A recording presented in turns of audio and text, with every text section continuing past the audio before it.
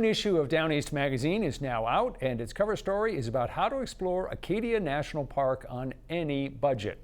We talked about that article and others with editor-in-chief Will Grunwald, but we began our conversation with the magazine's take on a dish we had never heard of before, Alewife pizza.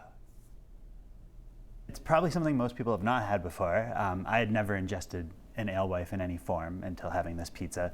But it's at Alewife's Brewing in Waldoboro, which is a wonderful place. I love their beer. They do lots of interesting stuff with like botanical ingredients in their beer. Right. And I guess it was no surprise, given their name and given that they would put alewives in a pizza. So what does Alewife pizza taste like? Yeah, so, well, you know, to look at it, it looks like a pizza. There's not like a fish slapped on top or anything like that. To taste it, you are going to know there's alewife in it. Alewife is not usually an eating fish; it's a bait fish largely, and it's kind of, you know, oily, fishy, bony. So it was smart. They put it in a cream sauce, and personally, I think it works really well and is great. I think everyone should form their own opinion of it. I think that's a very diplomatic and outstanding suggestion, Will. But anyway, I love the sound of it.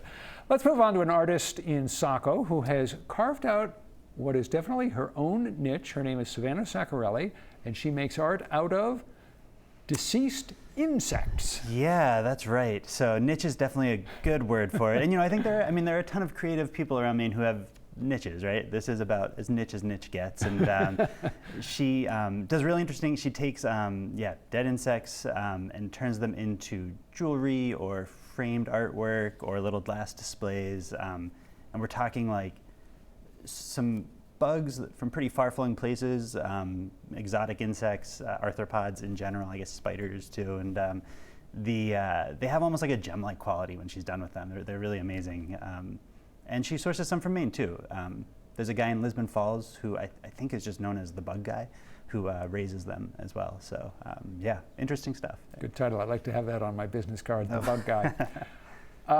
There's a nice article on the fellowship program at the Island Institute in Rockland. The fellowship program has been around now for a quarter of a century. It sends recent college graduates often out to the islands, but not always. Sometimes they're onshore. And they get involved in special projects. And this is something that really has made a change in the quality of life along the coast of Maine, isn't it? Yeah, no, I think that's true. And and so, you know, kind of occasioned by this 25th anniversary of the program, we figured it was worth looking at that, like past, present, and future of it. And yeah, so what happens is communities can request a fellow from the Institute, so it's very sort of grassroots. And then the Institute matches recent college grads mostly to do work that ranges from, you know, say developing school curriculums for these communities to looking at conservation programs or town planning.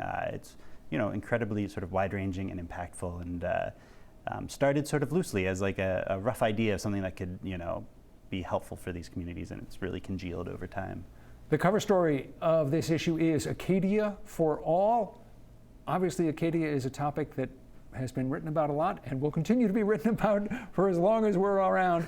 What is it that you were trying to do with this article, Will? Yeah, right. I think everyone knows about Acadia National Park, and you know, it's the quintessential Maine experience, and there's a reason everyone wants to go. Consequently, in the peak season, it has gotten very expensive, and we wanted to try to take a look at ways to sort of experience Acadia at any price point, with the bigger kind of takeaway being that the best stuff there is always free anyway. And you divide it into different categories: food and drink, lodging, activities, and so forth. We're going to hit on just a couple. In the lodging category, Mount Desert Campground is one of the places where people can stay without blowing the budget. Yeah, for sure. So if you're up for camping, it doesn't get much finer. I mean, it's right on Somme Sound, beautiful views of the water. I mean, it is like prime real estate that all you have to do is pitch a tent on. Pretty nice spot. And then another great idea, going during shoulder season, which doesn't just mean spring or fall, it really means now early spring or late fall. That's when you kind of have to go to avoid the crowds and the higher prices. Yeah, the definition keeps shrinking, I think, of shoulder season, but I think it's a really like worthwhile time to go. I was just up there a couple weeks ago and stayed in a beautiful room for like $160 a night. So, you know, that room in a few months will be 3 times that at least. So it's well worth trying to plan trips around the periphery like that. Although, of course, Acadia is wonderful anytime. Again, those stories and more are all in the June issue of Down East. It is out now.